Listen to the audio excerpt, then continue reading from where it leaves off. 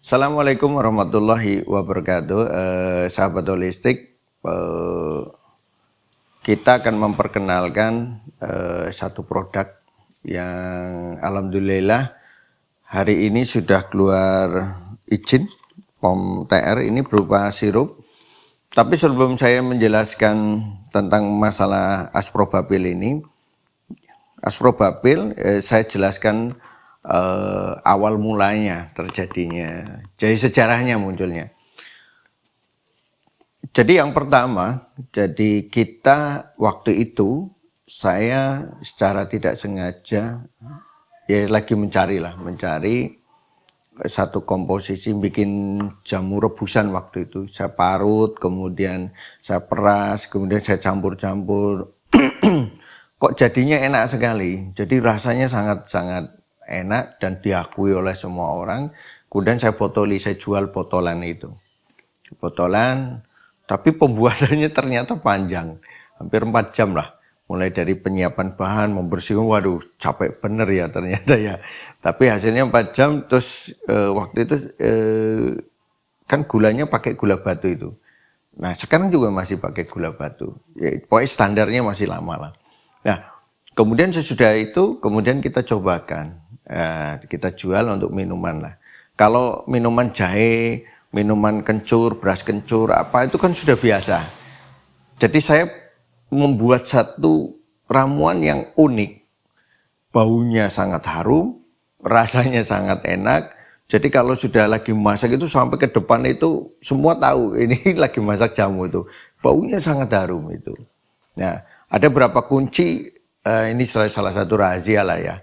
Kunci yang dari mana sih muncul harumnya itu jadi ciri khasnya itu. Nah, kemudian kita sesudah kita produksi kita jual. Nah, ternyata dalam perjalanan, memang niat kita itu buat untuk orang yang masuk angin, itu kemudian batuk, asma, itu seperti itu. Kemudian dalam perjalanan panjang itu kita lihat hasilnya seperti apa ya. Ternyata yang paling banyak cocok itu yang masuk angin, itu yang pertama. Yang masuk angin, kemudian yang kedua ada yang jantungnya lemah. Jadi kalau jalan sedikit cepet capek gitu. Jalan sedikit capek, ngos-ngosan, naik tangga, ngos-ngosan, ternyata bisa diatasi.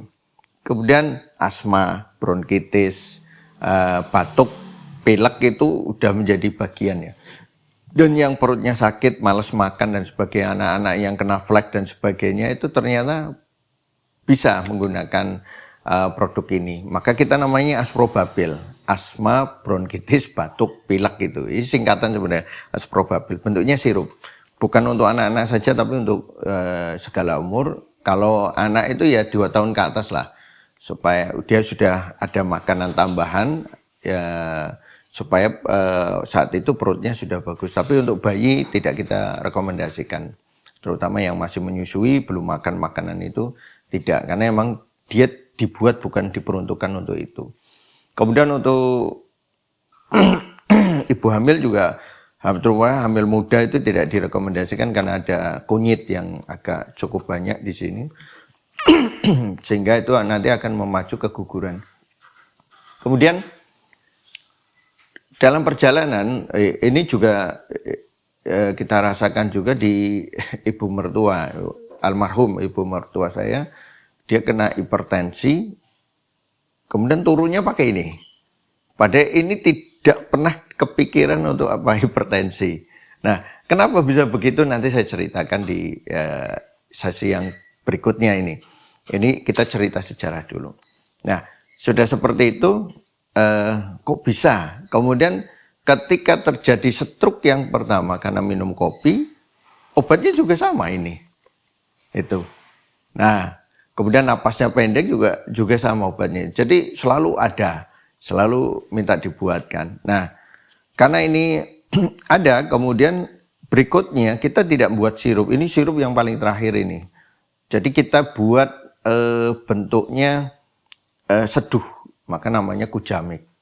Nah, ada kujamik, kita bentuk seduh sasetan itu. Rasanya enak juga, cuma hilang khasnya.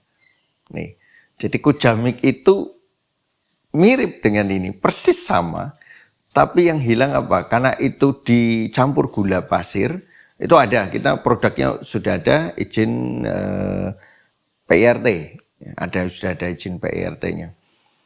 Itu banyak yang pakai juga, banyak cocok, termasuk yang laris itu kujamik gitu. Cuma rasa khasnya jamu itu hilang. Kenapa? Karena dia diolah dengan gula pasir. Bentuknya seduh gitu. Dan saya merindukan yang masih sirup kayak gini. Cuma kalau sirup itu kan satu izinnya berbeda. Kemudian yang kedua proses pengawetannya juga berbeda. Nah, alhamdulillah kita dapat pabrik yang bisa membuat ini sirup, kemudian izinnya keluar dalam bentuk izin sirup ya. Kemudian rasa khasnya muncul lagi. Nah, ini sebenarnya karena dari awal sirup dan gulanya adalah gula batu. Kalau yang kujamik itu gulanya gula pasir. Itu juga khasiatnya bagus banget, alhamdulillah sama persis dengan ini. Nah, ini. Cuma di sini di sirup ini ada modifikasi tertentu yang kemudian pas pembuatan itu saya dampingi langsung untuk proses pembuatannya yang standar seperti apa sampai rasa. Di awal membuat itu kunyitnya kunyit tua, itu rasa getirnya muncul, saya ngomong ini mesti kunyitnya tua. Nah, yang kedua pakai kunyit yang lebih muda, itu hasilnya baru standar. Masuk ke pembuatan yang berikutnya, kemudian kita mencoba perbaiki. Ada berapa? Kemudian yang berikutnya, ketika ini dibuat juga, terjadi perubahan. Perubahannya kenapa? Nah, ini yang mungkin bagi teman-teman atau ini tidak dipahami ya. Karena saya ketemu dengan banyak pembuat itu nggak sampai kepikiran ke sana. Tapi di tempat kita ini diperhatikan, yaitu ketika dia ini sirup, kemudian dikasih pengawet, ya, pengawetnya itu akan mempengaruhi energi sirup ini. Kemudian supaya agak kental sedikit, supaya tidak terlalu cair dan kemudian tidak mudah basi, itu ada kita kentalkan. Nah, pengental itu juga membuat energi ramuan ini jadi berkurang. Sudah kita tes, hasilnya bagus. Ketika tanpa pengawet itu begitu minum langsung terasa, set. Itu. Kita teman-teman yang di tim inti kita yang memang tugasnya untuk mencoba, mentester, itu minum.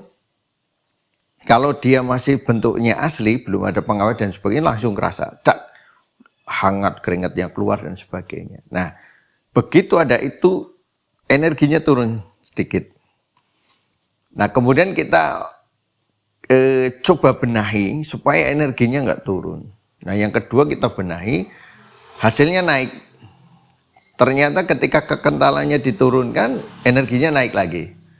Nah, kemudian kita perbarui yang ketiga ini, untuk naikkan energi sampai levelnya itu sama persis dengan tanpa pengawet. Itu. Sebab kalau dengan pengawet, dengan pengental yang sedikit, karena bentuknya sirup kan harus kental sedikit. Nah itu. Dan ketika dikasih misalnya perasa, itu juga ngerusak kepada energinya ini. Jadi tujuan utamanya juga bisa hilang.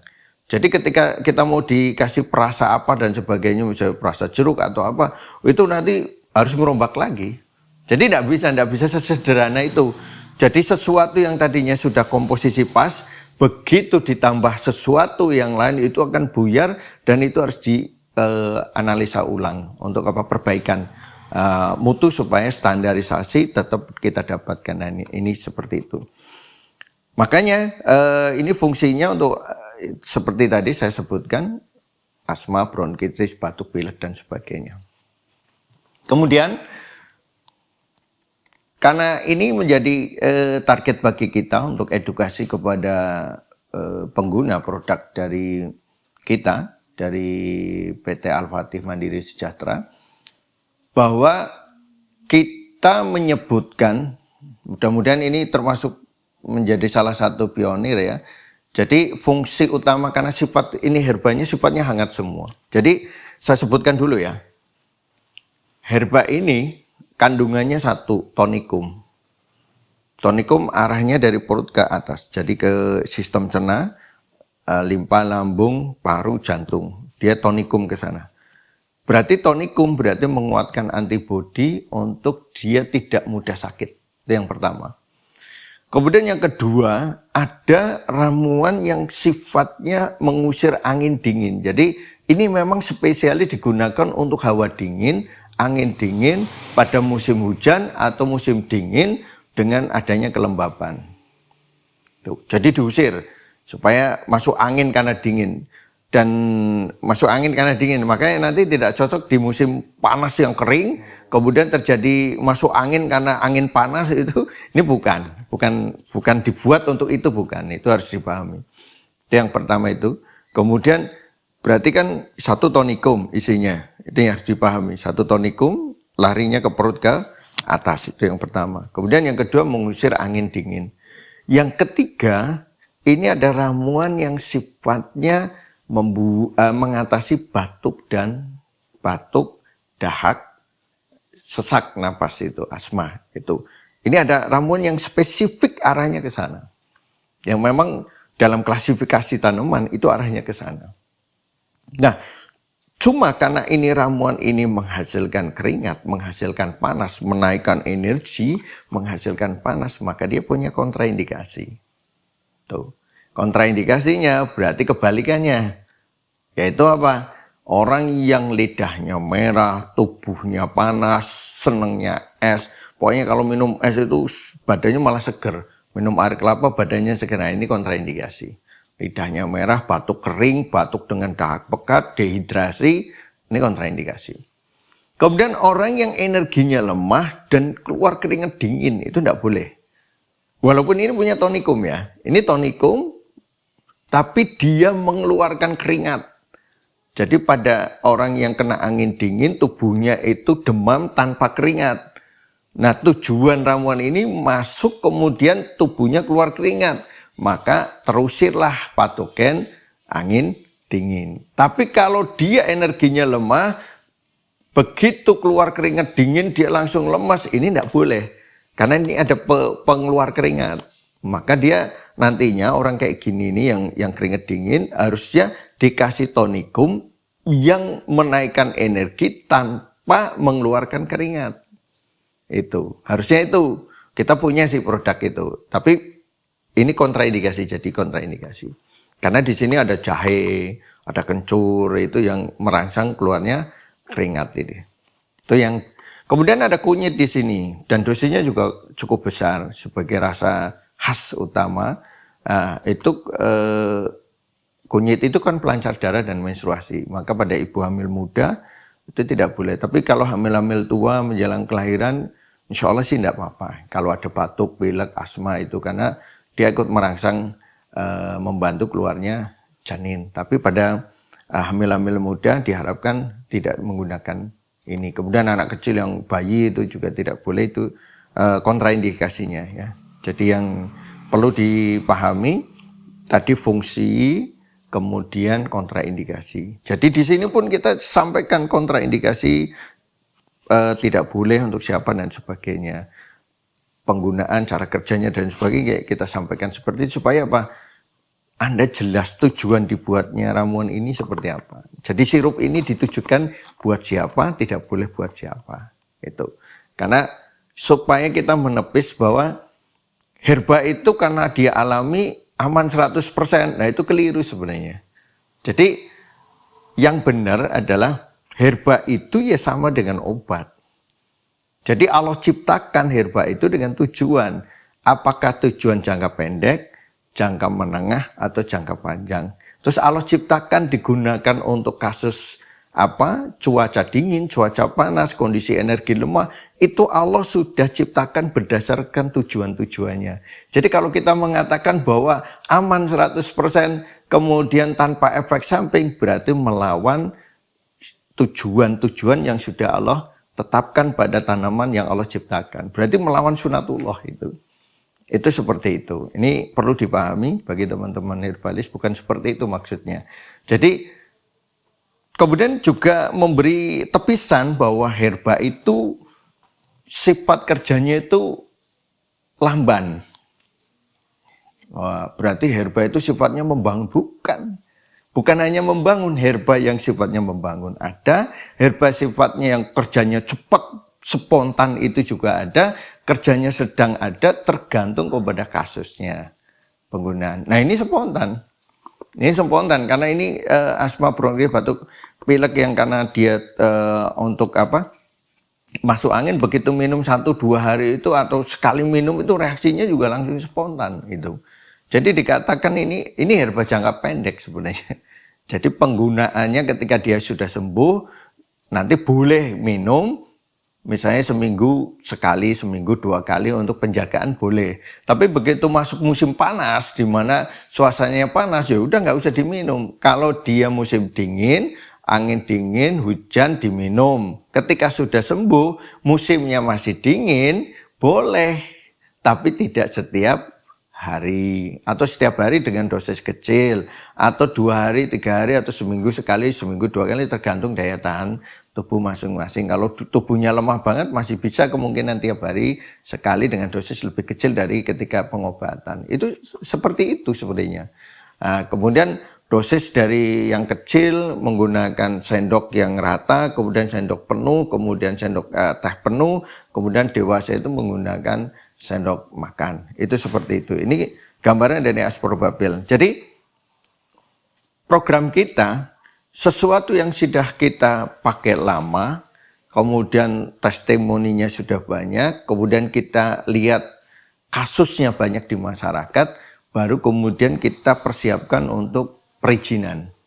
Mau MD, mau TR, mau yang lainnya, bentuknya nanti sirup, minyak dan sebagainya, itu kita lihat di kebutuhannya nanti untuk apa dan sebagainya. Kalau suplemen biasanya MD berupa minuman dan sebagainya. Kalau jamu untuk pengobatan kita biasanya masuk ke TR, baik dalam bentuk sirup, serbuk atau apa dan sebagainya. Nanti ada minyak untuk perlindungan di bagian luar, itu seperti itu. Jadi dalam 20 tahun saya meneliti ramuan ini dalam proses langsung menghadapi kasus, nanti kita pilih dari apa-apa yang sudah bagus, kemudian kita hadirkan ke Anda. Oh, ini bisa dijual bebas dengan keterangan yang lebih simpel, kemudian bisa digunakan oleh banyak orang. Nah, tapi kalau yang ini ramuannya susah, sulit sekali, harus dengan penelitian analisa yang mendalam, ini tidak akan kita keluarkan dalam bentuk ramuan umum. Yang kemudian ada JMTR dan sebagainya itu sementara enggak, karena kasusnya sedikit sekali dan harus dengan perhatian penuh. Kecuali nanti ada rumah sehat dan sebagainya membutuhkan itu dengan kajian yang itu beda lagi nanti. Ya. Nah, ini adalah ramuan umum sebagaimana kayak antangin, kayak tolak angin dan sebagainya, ini bisa menggunakan ini. Jadi pengganti lah. Kalau Anda mau bentuk sirup yang rasanya enak dan sebagainya, kemudian untuk masuk angin yang angin dingin dan sebagainya ini. Dengan rasa yang coba aja. Pokoknya kalau anak kecil atau orang dewasa minum, insya Allah ketagihan. Boleh dicoba. Itu. Silakan aja. Benar nggak? Kata Pak Puji ini bikin ketagihan. Ya silakan aja. Itu. Karena banyak yang suka. Dan ini sudah saya rekomendasikan sebelum munculnya TR ini, sudah saya rekomendasikan sampai 15 tahun yang lalu. Ya, berarti ini usia resep ini 15 tahun. Kemudian teman-teman yang dulu belajar di Toga juga sudah pernah saya kasih resep, cuma resepnya mungkin dengan yang ini agak beda karena ini ada hal-hal yang penting yang menjadi kekuatan dari ramuan ini yang mungkin jadi rahasia bagi perusahaan kita untuk kita launching ke keluar. Tapi yang saya sampaikan ke teman-teman juga udah hasilnya luar biasa gitu. Insya Allah demikian. Jadi teman-teman yang mau jadi distributor, agen, apa dengan dijual bebas, ini sudah izin, sudah penuh ya. Izin sudah bisa. Kemudian ini sempat kita kirim juga ke Malaysia. Sana sudah oke sekali dengan rasanya dan khasiatnya, dan testimoni teman-teman yang kaitannya dengan masalah itu juga banyak ya. tambahan ini yang bagi yang lemah, letih, lesu, mudah sakit itu bisa karena prosesnya di antibodinya itu, walaupun ini sebenarnya untuk asma, bronkitis, batuk pilek, tapi dalam komposisi bagaimana dia menjadi antibodi itu pembagiannya sudah ada. Insya Allah demikian. Assalamualaikum warahmatullahi wabarakatuh.